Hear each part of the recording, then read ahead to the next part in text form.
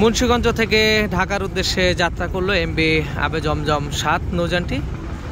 দেখতে পাচ্ছেন ভরপুর যাত্রী নিয়ে যাচ্ছে এবং চাঁদপুর থেকে কিন্তু কিছুক্ষণ আগেই ঘাটে এসেছে এবং পুনরায় যাত্রী নিয়ে আবারও যাচ্ছে এমভি আবে জমজম ৭ নৌযানটি।